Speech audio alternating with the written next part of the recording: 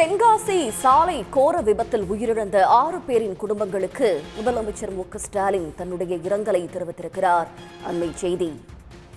பேருந்து விபத்தில் உயிரிழந்த 6 பேரின் குடும்பத்தினருக்கு முதலமைச்சர் தன்னுடைய இரங்கலை தெரிவித்திருக்கிறார்.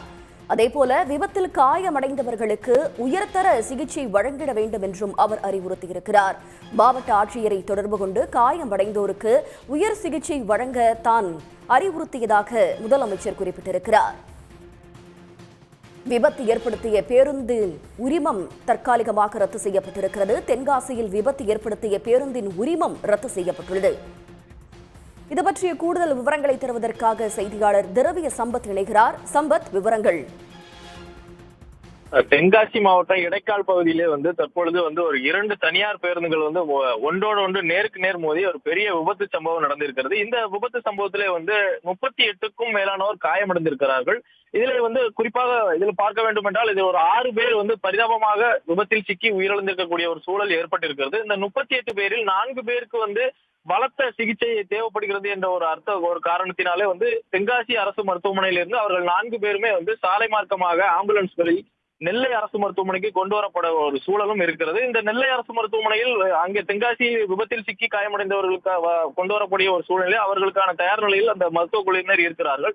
இந்த நிலையில இந்த விபத்து சம்பவத்தை அறிந்த தமிழக முதல்வர் திரு ஸ்டாலின் அவர்கள் தனது ட்விட்டர் பக்கத்தில் இந்த விபத்து சம்பவத்தை குறித்து கேட்டறிந்த மிகவும் வேதனையாக ஒரு சூழ்நிலையாக இருக்கிறது. இந்த விபத்து சம்பவத்தில் சிக்கி இறந்தவர்களுக்கு ஆழ்ந்த அனுபவங்களையும் தெரிவித்துக் கொள்கிறேன். உடனடியாக மாவட்டத்தின் பொறுப்பு அமைச்சராக இருக்கக்கூடிய திரு KKSR ராமச்சந்திரன் அவர்களை தொடர்பு கொண்டு அங்கே இருக்கக்கூடிய அந்த சூழலை கேட்டறிந்திருக்கக்கூடிய ஒரு நிலை ஏற்பட்டிருக்கிறது.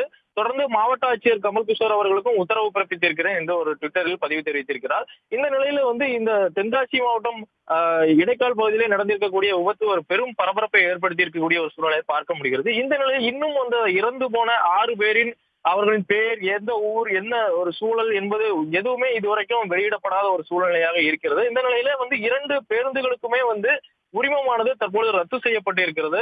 அதனைத் தொடர்ந்து கூடுதலாக இந்த ஒரு சம்பவம் எந்த ஒரு நோக்கத்தில் நடைபெற்றது, அதாவது பொதுவாக இந்த தனியார் பேருந்துகள் ஒரு மோதல் போக்கு, அதாவது பயணிகளை ஏற்றுவதிலே தங்களுக்குள்ள ஒரு போட்டியான சூழலையும் இருக்கக்கூடிய ஒரு சூழ்நிலை இருந்திருக்கிறது.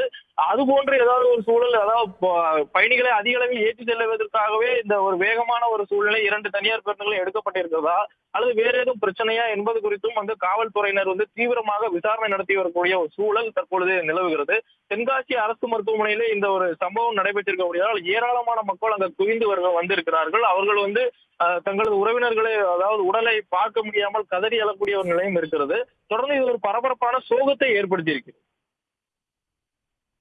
தங்களுடைய விவரங்களுக்கு நன்றி சம்பத். உடனுக்குடன் செய்திகளை தெரிந்து கொள்ள சன் நியூஸ் பெல் ஐகானை கிளிக் பண்ணுங்க.